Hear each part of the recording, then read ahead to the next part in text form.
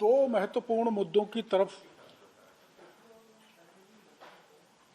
ध्यान आकर्षित करना चाहता हूं, जिसमें एक तो पहले से ही चल रहा रीट का प्रकरण है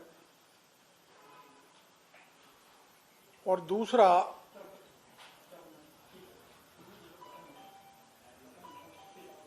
रीट की तरह उधर मना करो, कौन बात कर रहा है उसको। रीट की तरह आरएस में भी चीट होने जा रहा है, तो आरएस का भी मामला बताऊंगा और ये गड़बड़ क्यों हो रहा है। आप इनके फोटो खींच लेना। एआईसीसी की राष्ट्रीय अध्यक्ष श्रीमती सोनिया गांधी की अध्यक्षता में उनके दिल्ली स्थित निवास 10 जनपथ पर राजीव गांधी स्टडी सर्किल की फर्स्ट मीटिंग मार्च 2007 में हुई थी। उस समय का माननीय गहलोत जी, जो राजस्थान के मुख्यमंत्री अब हैं, उस समय प्रतिपक्ष के नेता थे, ये जितने भी भ्रष्ट चोर जिनके मैंने प्रमाण दिए हैं रीट पेपर लीक में, वो 10 जनपथ पर सोनिया गांधी के निवास पर मौजूद है। ये सोनिया गांधी है, इनकी बगल में अशोक गांधी हैं और हाँ गांधी होगा, और ये डीपी जारोली है, जो राजीव गांधी स्टडी सर्किल के एडवाइजरी मेंबर हैं। ये 10 जनपद में बैठे हैं। सुभाष गर्ग, जो राजीव गांधी स्टडी सर्किल के नेशनल कोऑर्डिनेटर हैं। सतीश राय, जो रहने वाले तो बाहर के हैं, रिटायरमेंट हुए 7 साल हो गए और यूनिवर्सिटी के गेस्ट हाउस में मजे कर रहे हैं। ये नेशनल कोऑर्डिनेटर हैं इंचार्ज आरजीएससी के। और ये बनय सिंह, जिन्होंने सेंटर बेचे परीक्षा के रीट में, ये सोनिया गांधी से इसे मिल रहे हैं 10 जनपथ पर उनके निवास पर माननीय मुख्यमंत्री अशोक गहलोत की अगुवाई में, और इन पर सब पे आरोप मैंने प्रमाणित लगाए हैं। मैं इसलिए लेकर आया हूं कि अशोक गहलोत जी की आंख खुलें कि कैसे लोगों को आप राष्ट्रीय अध्यक्ष सोनिया गांधी जी के पास ले जाते हो। इससे आपके स्तर का पता लगता है। फिर एक दूसरी मीटिंग होती है जो एक पोस्टर का विमोचन करवाते हैं, वही 10 जनपद पर सोनिया गांधी जी, सुभाष गर्ग 2007 में, माननीय सुभाष गर्ग जो कोऑर्डिनेटर आरजीएससी के, वही सतीश राय और वही गहलोत साहब। अब एक तीसरा फोटो है। वैसे तो कोई किसी के साथ फोटो खिंचवा ले, लेकिन 10 जनपद के अंदर तो सारा वेरिफिकेशन होने के बाद ही आदमी जाता है। तीसरा फोटो है जब सुभाष गर्ग मंत्री बन गए, तो गहलोत साहब के घर पर सुभाष गर्ग बता रहे हैं कि ये प्रदीप पारासरे, जो बड़े कबाड़ेबाज हैं, इनको आपके घर में मैं लाया हूं। डीपी जारोली भी है। इन कहा जाता है कि इनकी सिफारिश से डीपी जारोली माध्यमिक शिक्षा बोर्ड के अध्यक्ष बने। अब ये दोनों, जो राजीव गांधी स्टडी सर्किल है, वो रीट में तो कबाड़े कर ही रहा है। वो अब जो परीक्षा होने वाली है आरएस मेंस की, उसमें भी वैसा कबाड़ा करेंगे जो रीट के पेपर में किया है। मैं पहले शॉर्ट में आपको एसओजी के बारे में कुछ बता देता हूं, और बताना यह महत्वपूर्ण है कि एसओजी के वो अधिकारी कर्मचारी जो इस समय रीट की जांच में लगा रखे हैं एसओजी ने, उन्होंने भी रीट का पेपर लोगों को पढ़ाया है। उसके प्रमाण लेके आया हूं, लोगों को पढ़ाया है और अपने रिश्तेदारों को, भतीजों को बड़े नंबर दिलवाए। ये मैं कागज आपको दे दूंगा, बड़ा है तो आपको थोड़ा वैसे सुविधा रहेगी, पर मैं तुरंत इसको पढ़ जाता हूं।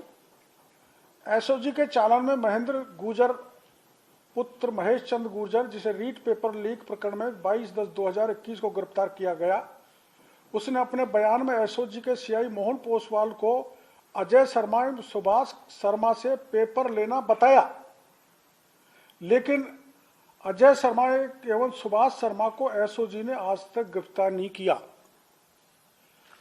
चालान की कॉपी आपके अवलोकनार्थ इसमें प्रमाण हेतु प्रस्तुत है। नंबर ए पर इससे बड़ी रिश्वत एसओजी ने ली है। दूसरा, एसओजी ने चालान में लिखा है कि भजन लाल ने, जो पकड़ा गया ना बाद में, अजय शर्मा और सुभाष शर्मा को रीट का पेपर दिया, जिनके द्वारा महेंद्र गुर्जर को पेपर देना बयानों में दर्ज है, इन बयानों में दर्ज है।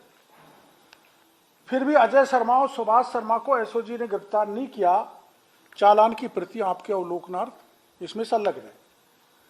महेंद्र गुर्जर को साधुराम गुर्जर की ब्रीजा गाड़ी नंबर RJ45CF7394 से एसओजी ने गांधीनगर से गिरफ्तार किया था।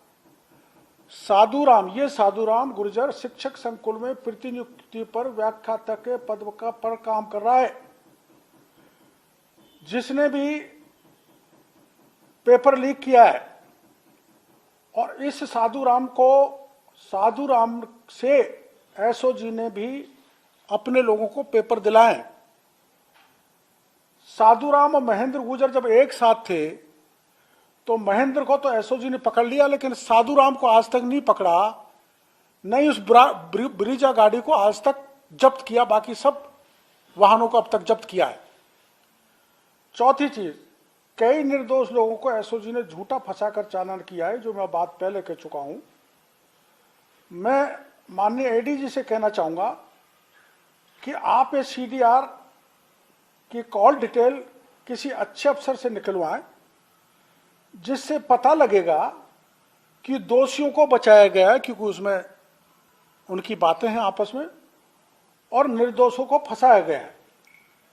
उन निर्दोषों के नाम यहाँ उजागर करना ठीक नहीं, वो गिरफ्तार हो चुके हैं, तो एसओजी और पुलिस उनको फिर परेशान करेगी। एक बात मैं पहले आपको बता चुका हूं, भजनलाल की बहन तो द्रौपदी, बताया जाता है कि ये पेपर लीक में संलिप्त थी, उससे आज तक पूछताछ नहीं की गई, और द्रौपदी से भी एसओजी के कुछ अधिकारी कर्मचारियों ने बड़ी राशि ले ली।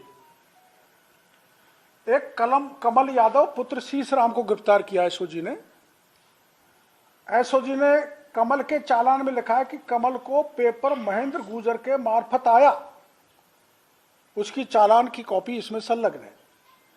एसओजी के चालान में लिखा है कि कमल यादव ने पूनम यादव को मोबाइल के द्वारा पेपर पढ़ाया, वो भी इसमें मैंने संलग्न कर रखा है। कमल यादव ने, अब सुनो महत्वपूर्ण, कमल यादव ने एसओजी की पूछताछ में बताया कि मैंने रीट का पेपर एसओजी के एक अधिकारी के सरकारी क्वार्टर पर रुक रहे कुछ लोगों को पढ़ाया, जो एसओजी की जानकारी में, एसओजी की जानकारी में होते भी उन लोगों को आज तक एसओजी ने गिरफ्तार नहीं किया, इसलिए कि वो एसओजी के रिश्तेदार थे, मिलने वाले थे, पुलिस वालों के रिश्तेदार थे। कमल यादव ने अन्य दर्जनों लोगों को पेपर पढ़ाया, जिनकी जानकारी एसओजी को है, और सीडीआर की अगर कोई निष्पक्ष बड़ा अधिकारी जांच करेगा, ईमानदार, तो पता भी लग जाएगा उसमें एसओजी का पेपर लीक, एसओजी की टीम द्वारा पेपर लीक होना प्रमाणित हो जाएगा। सीडीआर में कमल एवं पूनम की बात जो हुई है वो एसओजी के पास है। इन सब लोगों की एसओजी को जानकारी है कि कमल यादव ने कितने लोगों को रेट का पेपर पढ़ाया। एसओजी बाकी लोगों को मुलजिम क्यों नहीं बना रही, ये समझ से बाहर है, जबकि एसओजी के पास पूरी सीडीआर है, जिसमें पेपर पढ़ाने वालों के बात होने के प्रमाण है। अतः मेरी मांग है कि सीडीआर का किसी अन्य निष्पक्ष अधिकारी से परीक्षण कराकर सच्चाई जनता के सामने रखी जाए। एक, एक चीज मैं आपको नहीं बता रहा हूं आज हटकर, कि एक दिनेश नाम का व्यक्ति है जयपुर में, जो FILQI computer teacher coaching academy Riddhi Siddhi Gangaram Nagar Keshav Vihar Gopalpura मोड़ पर कंप्यूटर की सेंटर चलाता है, एकेडमी। और इसने दिनेश ने सीकर रीजन में लेवल प्रथम और लेवल द्वितीय के पेपर पास किए हैं। दिनेश कंप्यूटर का एक्सपर्ट है, जिसका मोबाइल नंबर मैं इसमें दे रहा हूं, आप ले लेना। और इसने ही शेयर इट ऐप बनाया, जिसके आधार पर पेपर पढ़ाया गया। रीट पेपर की एक दूसरी महत्वपूर्ण बात, प्रदीप पारासर का एक ड्राइवर जो वर्षों से उसके साथ है,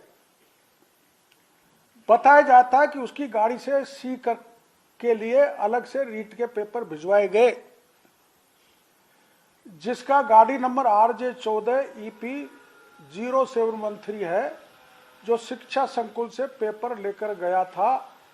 एसओजी इस ड्राइवर से पूछताछ करे कि इसको अलग से पेपर सीकर के लिए क्यों भेजे गए।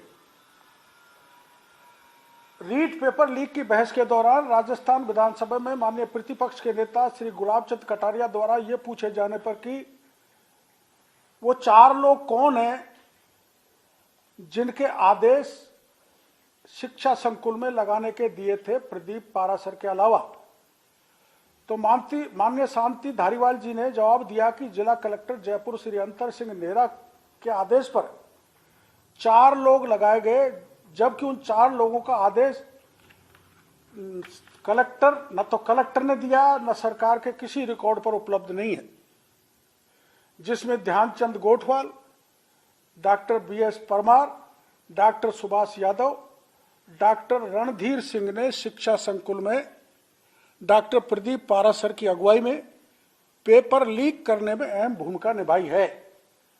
इसको माननीय मंत्री जी ने छुपाया है, इसका कहीं आदेश नहीं है, सदन को गुमराह किया है, इसलिए प्रिविलेज मोशन बनता है मेरी दृष्टि में। और ये कलेक्टर का जो आदेश है मैं इसमें लगा के लाया हूं आपके देखने के लिए। इसी प्रकार प्रदीप पारासर के 3 प्राइवेट लोग और राम कृपाल मीणा के 2 प्राइवेट लोग भी शिक्षा संकुल से 20-20 की संख्या में लिफाफों में पेपर ले गए हैं। इसकी भी एसओजी जांच करे। अगर गिरफ्तार किए गए अब तक के 4 लोगों का, जिनका नाम मैं अभी बताना नहीं चाहता, एसओजी आमने सामने बैठा कर पूछताछ करे, तो मैंने ऊपर जो आरोप लगाए हैं कि एसओजी ने पेपर लीक करने में लिप्त है, सारा भंडाफोड़ हो जाएगा। एसओजी भी पेपर लीक में इन्वॉल्व है, मेरा यह स्पष्ट आरोप है। इसलिए सीबीआई जांच की फिर मांग दोहराता हूं। एक नई चीज और पता लगी है, जो मैं मीडिया के माध्यम से एसओजी के एडिशनल डीजी को कहना चाहूंगा। स्ट्रांग रूम की तीसरी चाबी भी थी, वो किसके पास थी उसका भी एसओजी पता करे।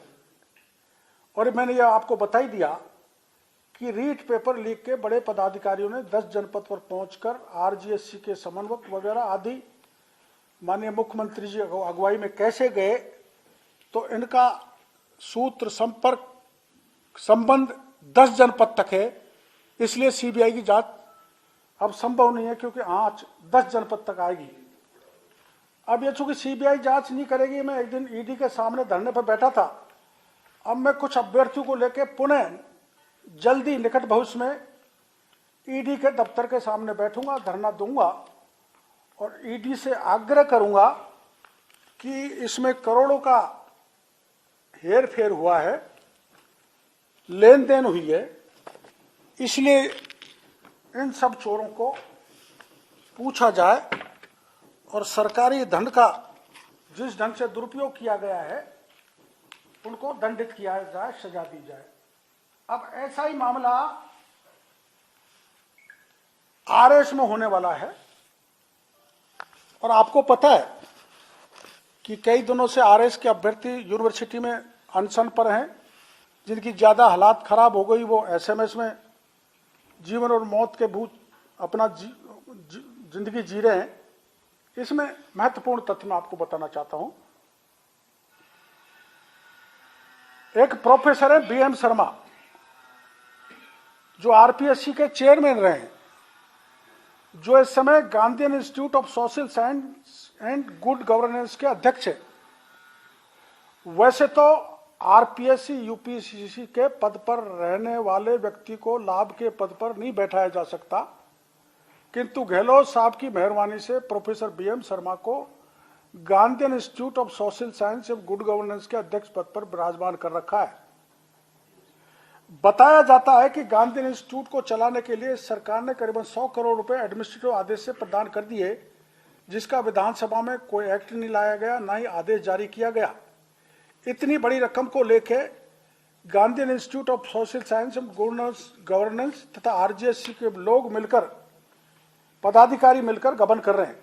अब एक महत्वपूर्ण बात, प्रोफेसर बीएम शर्मा जो अध्यक्ष हैं गांधीयन इंस्टीट्यूट के, उनके इस समय उनका घर है 10A France colony near Paradise hotel Lal Kothi. उनके बंगले पर एक कोचिंग इंस्टीट्यूट चल रहा है आरएस का। और इसके अलावा प्रोफेसर बीएम शर्मा तथा आरजीएससी के लोगों द्वारा H3 मधुबन कॉलोनी किसान मार्ग जयपुर में एक टारगेट सिविल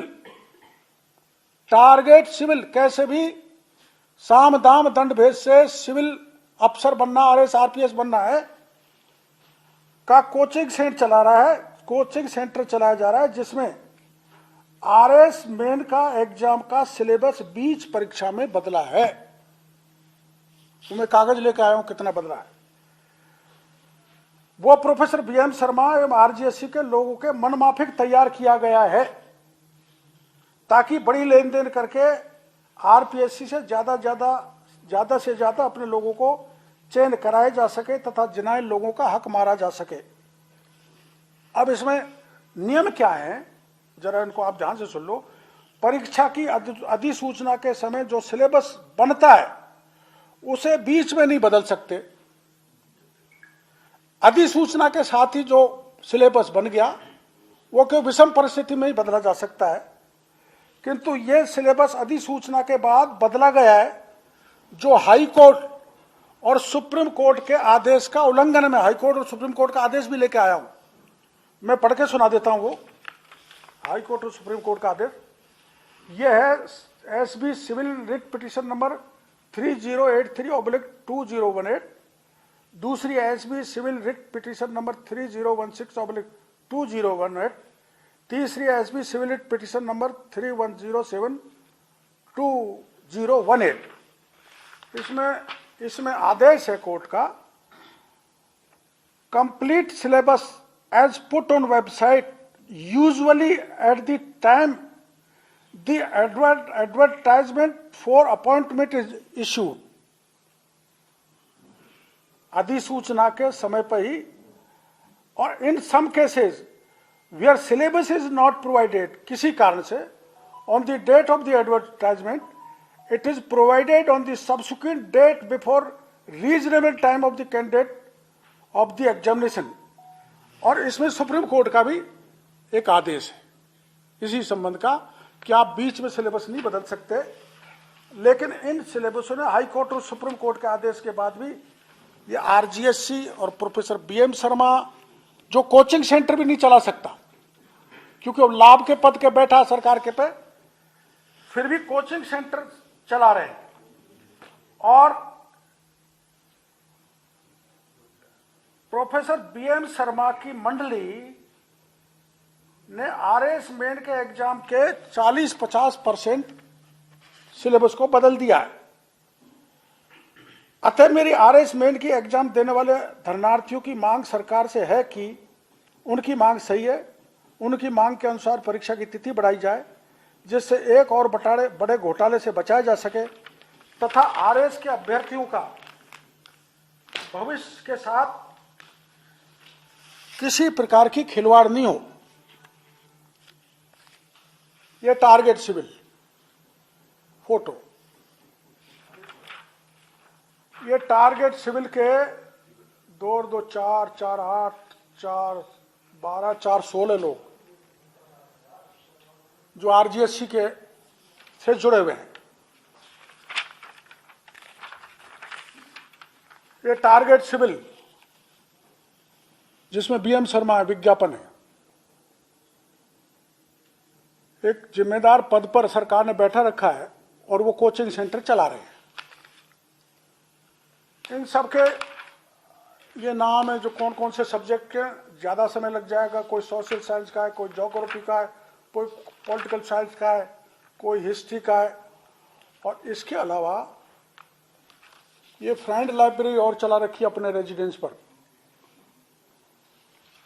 जहां इस कोचिंग सेंटर का बोर्ड भी लगा हुआ है माननीय बीएम शर्मा के मकान पर। ये मकान है और उस पर ये बोर्ड है सिविल टारगेट का। और ये सिलेबस बदला इतना लंबा पूरा, ये ब्लैक में general knowledge in general studies, ये यूनिट 2 इकोनॉमिक्स पूरा ही बदल डाला। ये sociology, management, accounting and auditing, ये आधा बदल डाला, ज्यादा, ये आधा से ज्यादा बदला। General knowledge and general studies, ये अर्थ साइंस, ये भी कोर्स बदल दिया। ये पार्ट सी राजस्थान के बारे में जो जानकारियां हैं वो भी 40% बदल डाला।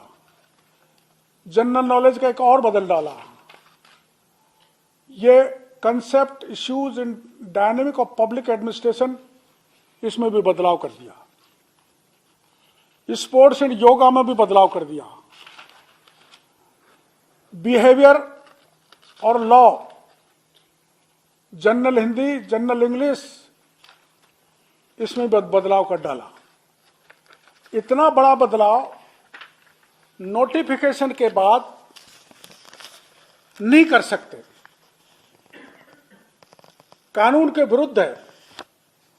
इससे प्रमाणित होता है कि professor BM Sharma, Rajiv Gandhi study circle से जुड़े लोग जो अपना कोचिंग सेंटर भी चला रहे हैं, 2-2, जो चला नहीं सकते, कम से कम बीएम शर्मा तो नहीं चला सकते, उनकी अगुवाई में 16 लोग कोचिंग सेंटर, उसमें 16 लोग पार्टिसिपेट कर रहे हैं।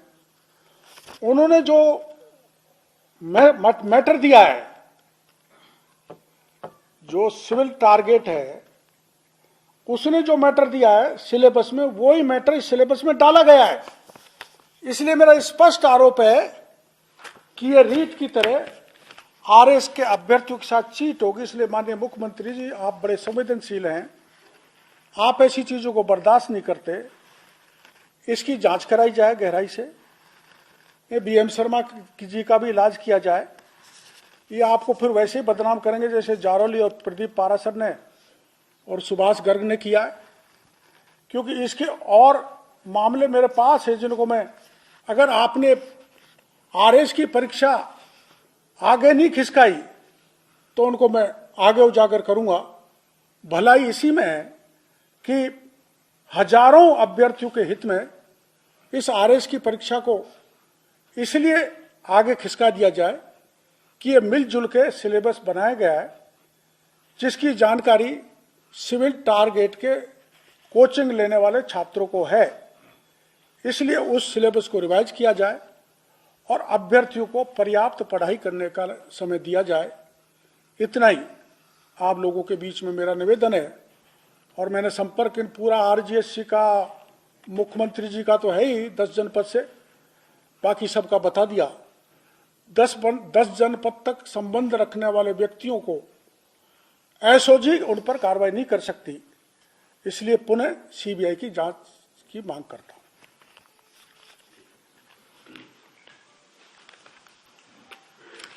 सांसद महोदय, मेरा एक सवाल ये था मुख्यमंत्री अशोक गहलोत के ओएसडी देवराम पे आपने आरोप लगाए थे। जी सर। एसओजी के लिए आप कह रहे हो, एसओजी के जो है एडीजी, उनको मुख्यमंत्री ने ही अपॉइंट किया हुआ है, डेप्यूट किया हुआ है, तो वो कैसे पकड़ेंगे? वही तो है ना। इससे क्या आशा रखी जा सकती है? नहीं, इनसे आशा नहीं रखी जाती, इसलिए भी नहीं रखी जा सकती कि डीपी जारौली को बर्खास्त किए हुए 25 दिन हो गए। मैं बीच में जाके एडीजी से मिल आया, मैंने साहब आप उसको गिरफ्तार करो, पूछो, तो अभी तक उसको नहीं गिरफ्तार किया, तो फिर आपने अगर वो दोषी नहीं तो बर्खास्त क्यों किया? एक। दूसरा, मैंने एसओजी के प्रमाण दिए हैं कि उनके अधिकारी जो टीम में जांच में लगे वही लिप्त थे पेपर लीक में, तो वो एसओजी कैसे उनको पकड़ेगी? डॉक्टर किरोड़ीलाल को कैसे पकड़ेगी? मैंने एसओजी के इंस्पेक्टर को बताया, ये लो साहब पेपर लाओ, मैंने बताया, उन्होंने के भतीजे को दे दिया, भाई को दे दिया, रिश्तेदार को दे दिया, तो वो तो उनको सबको बचा रही है। नहीं, आप जो भी प्रूफ देते हो ना वो तो दबा के बैठ जाती है एसओजी, उस पर कुछ एक्शन नहीं। अब यही है कि हम तो लोकतांत्रिक तरीके से, जैसे पार्टी है वो हाउस में उठा रही है, उठाएगी। हम मीडिया के थ्रू आपको बता ही रहे हैं कि मीडिया तो एक लोकतंत्र का चौथा मजबूत स्तंभ है, उसके दबाव में तो सरकार को झुकना ही पड़ेगा। और इस मामले को लेकर मैंने आप जैसा बताया डेमोक्रेटिक तरीके से ईडी के सामने धरना देंगे, और पार्टी ने अनुमति दी तो बड़ा आंदोलन करेंगे, यही कर सकते हैं। जारौली के सवाल पे एसओजी कहती है कि अनियमितता और भ्रष्टाचार में फर्क होता है, उनको इसलिए बर्खास्त किया गया क्योंकि परीक्षाएं ठीक से नहीं कराई गई थी। उससे ये साबित नहीं होता एसओजी के मुताबिक कि भ्रष्टाचार में जारौली खुद लिप्त है। नहीं, तो भ्रष्टाचार में जारौली खुद लिप्त नहीं मानते हैं तो आप उनको पूछ के बताओ तो सही, क्योंकि जब जिस दिन मैं बता रहा हूं 24 तारीख को जारौली, प्रदीप पारासर एक साथ, रामकृपाल मीणा शिक्षा संकुल में एक साथ थे, तो एक साथ काय के लिए थे? माध्यमिक शिक्षा बोर्ड के अध्यक्ष, उनको अजमेर रहना चाहिए, पूरी स्टेट की परीक्षाओं की निगरानी रखनी चाहिए, जहां पेपर थे जैसे स्ट्रांग रूम में, वो जारौली साहब काय के लिए थे, क्यों उपस्थित हुए थे? और माना अनियमितता हुई है तो अनियमितता की जांच होनी चाहिए। सरकार ने बर्खास्त क्यों कर दिया सीधा ही? वो पूरी तरह से इन्वॉल्व है, फाइनेंशियल उस पर रेगुलेटरीज हैं, सरकार उसको दबाना चाहती है। और मेरे को ऐसा लगता है एसओजी ने सरकार को कह दिया है अब आगे बढ़ने की जरूरत नहीं है, जारौली को बचाओ, और जारौली नहीं बचा तो हम भी मर जाएंगे, ऐसा है। तो जारौली अभी जैसे आपने कहा भूमिगत है, तो ये भूमिगत नहीं है, भूमिगत करा दिया है उन लोगों ने जिनने, जारौली जी ने कहा था कि राजनीतिक संरक्षण में पेपर लीक हुआ है, उन लोगों ने योजनाबद्ध तरीके से जारौली को भूमिगत करा दिया गया है।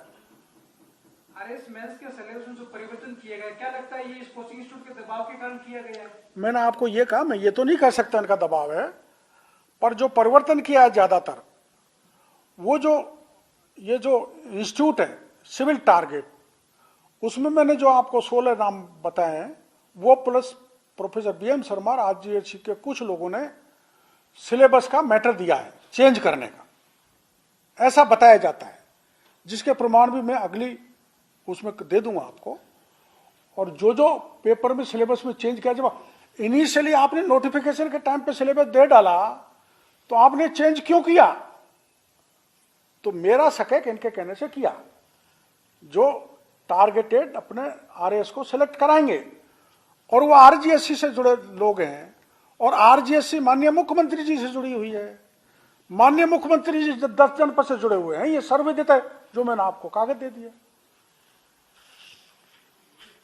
कोचिंग से लेकर अब टारगेट सिविल टारगेट तक पहुंचे हैं, और वो भी तो आगे फिल्की, जिसने कंप्यूटर और वो सीआरए टैप तैयार किया की कोचिंग है, है? रीड की कोचिंग है, तो कंप्यूटर की कोचिंग है। मैंने आप जाके देखो ना कंप्यूटर की कोचिंग, अब उसी को, अब कंप्यूटर की परीक्षा होने वाली है ना, वही पेपर देगा। हाँ,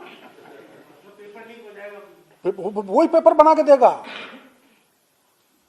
देख लेना आप, वही पेपर बना के देगा। करो जिनको कंप्यूटर में सिलेक्शन करना। सांसद महोदय एक चीज और थी कि डोटासर आ गया, गर्ग आ गया, जारौली आ गए, देवराम आ गया, मुख्यमंत्री जी भी आ गए, तो ये तो अलीबाबा 40 स्टोर की कहानी हो गई। नहीं, मैंने तो ऐसा सीधा मुख्यमंत्री जी की तो बात नहीं कही, लेकिन माना डॉक्टर किरोड़ीलाल का स्टाफ इन्वॉल्व होता है तो वो डॉक्टर किरोड़ीलाल की सहमति के बिना नहीं हो सकता। और डॉक्टर क्योड़लाल ने सहमति नहीं दी और उसका स्टाफ गड़बड़ कर रहा है, तो वो डॉक्टर क्योड़लाल की बेवकूफ़ी है।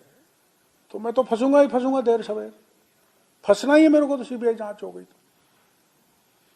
क्योंकि करोड़ों का पैसा, मैं बता रहा हूं करोड़ों रुपए इसमें, तो करोड़ों रुपए गए कहां भाई? 1,22,00,000 रुपए तो रामकृपाल से बरामद कर लिए।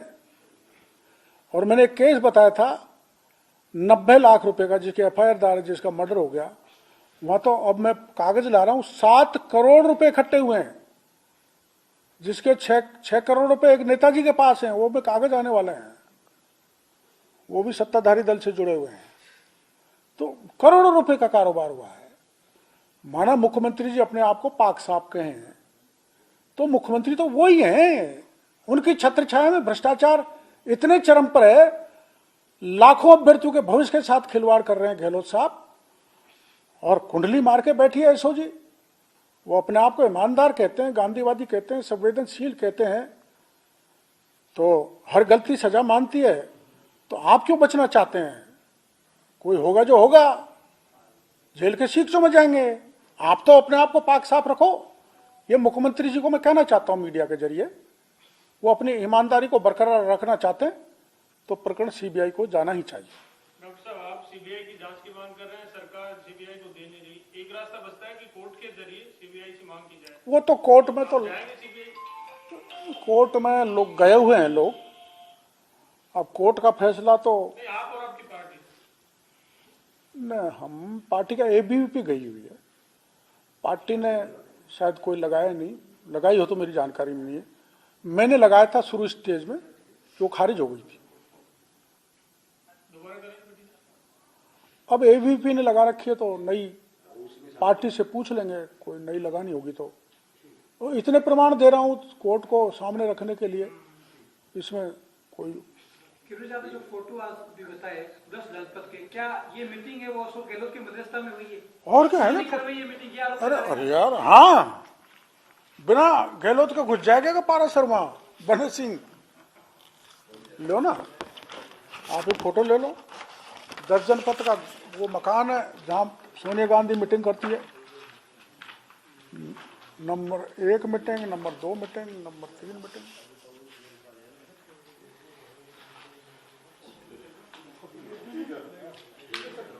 अरे से फोटो ले लो।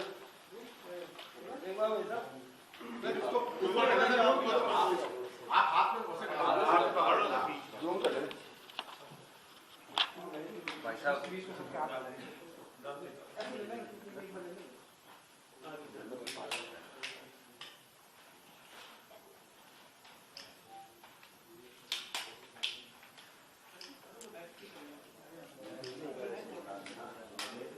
हो गया।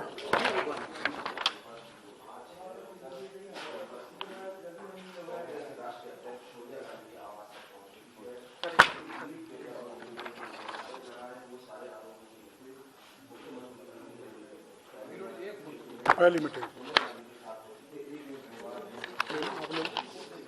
आप रख दीजिए, नीचे रखना